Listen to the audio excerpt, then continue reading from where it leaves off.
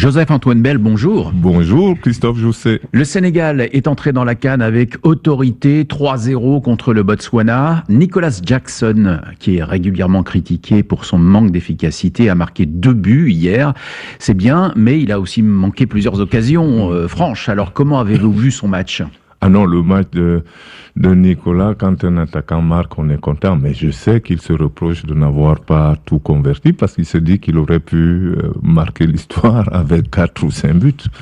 Mais en tous les cas, il a fait un beau match et je crois que son entraîneur, ses coéquipiers sont très contents de lui. Prochain adversaire pour le Sénégal, la RDC, qui a aussi commencé par une victoire hier, 1-0 contre le Bénin, une victoire un peu étriqué quand même à la faveur d'une énorme erreur défensive des Guépards. Les Congolais devront faire mieux contre les Sénégalais ? Ils devront faire mieux et je pense qu'ils ne pourront que faire mieux parce qu'ils vont avoir une équipe beaucoup plus forte en face, ce qui ne veut pas dire qu'ils vont gagner.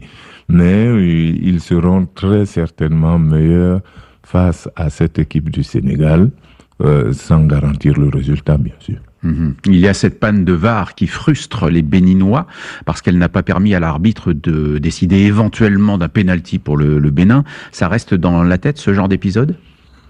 Ça reste dans la tête quand on se cherche des excuses. Mais vous savez, à la fin de match, logiquement, on n'a pas besoin d'excuses. On analyse ce qui s'est passé. On a le résultat sur lequel rien ne pourra permettre de revenir. Donc les Béninois doivent aller de l'avant. Dans le groupe C, le Nigeria et la Tunisie l'ont emporté, chacun de leur côté. Logique respectée. Logique respectée. Le Nigeria a fait un bon match, mais la Tunisie a fait un meilleur match encore. La Tunisie a fait un très très très bon match. Je pense qu'on a quelques équipes qui confirment être venues pour bien montrer qu'elles méritent d'être classées parmi les favoris. Alors aujourd'hui, c'est la fin de la première journée de cette phase de groupe. On attend notamment l'entrée en lice de la Côte d'Ivoire, la championne d'Afrique en titre, avec du sérieux et de la concentration. Ça ne devrait pas être trop compliqué face au Mozambique.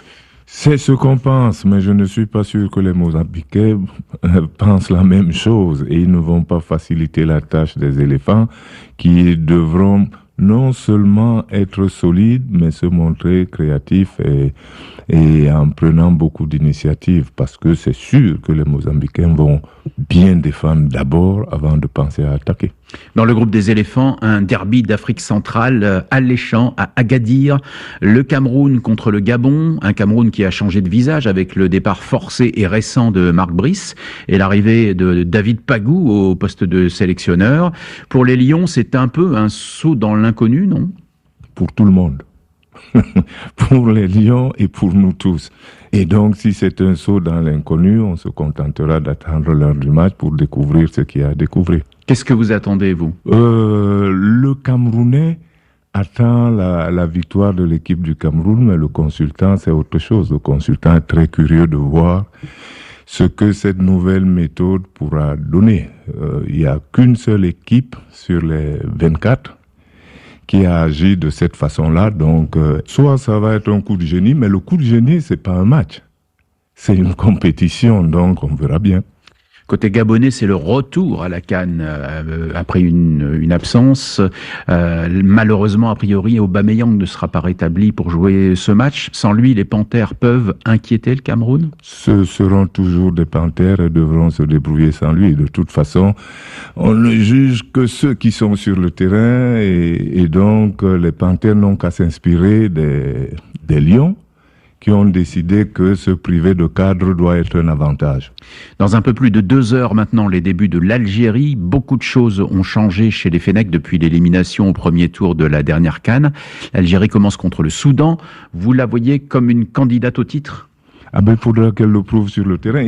Il n'est pas logique pour un consultant de déclarer candidat avant le début de match une équipe qui a été éliminée lors des 2 dernières éditions de la CAN. Non, ce serait du favoritisme. Donc, on attend que les Algériens nous prouvent qu'ils ont retrouvé leur niveau. Et à ce moment-là, oui, peut-être qu'au bout de match, on va commencer à dire l'Algérie est de retour. Merci Joseph-Antoine Bell. On vous retrouve sur nos antennes africaines pour Cameroun-Gabon en compagnie de Martin Guez. À tout à l'heure. À tout à l'heure.